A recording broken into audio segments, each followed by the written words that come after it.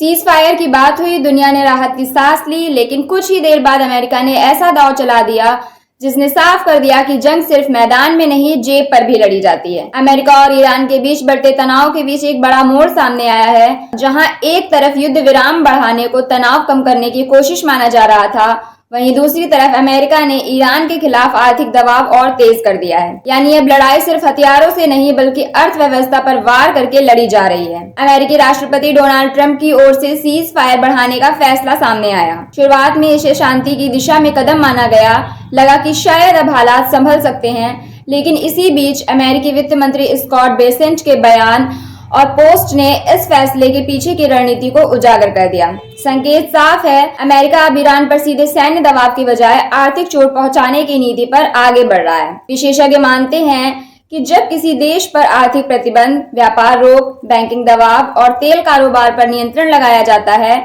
तो उसका असर सीधे जनता, बाजार और सरकार तीनों पर पड़ता है। ईरान पहले से ही कई अंतर्राष्ट्रीय प्रतिबंधों का सामना कर रहा है। ऐसे में अगर आर्थिक दबाव और बढ़ता है तो वहां महंगाई, बेरोजगारी और अंदरूनी अस्थिरता भी बढ़ सकती है। दूसरी तरफ अमेरिका का यह कदम दुनिया को भी संदेश देता है कि बिना युद्ध छेड़े भी विरोधी देशों पर दबाव बना सकता है। लेकिन बड़ा सवाल ये है, क्या आर्थिक हथियार तनाव कम करेंगे या हालात और बिगाड़ देंगे? क्योंकि इतिहास गवाह है, जब दबाव ज्यादा बढ़ता है तो जवाब भी कड़ा आता है।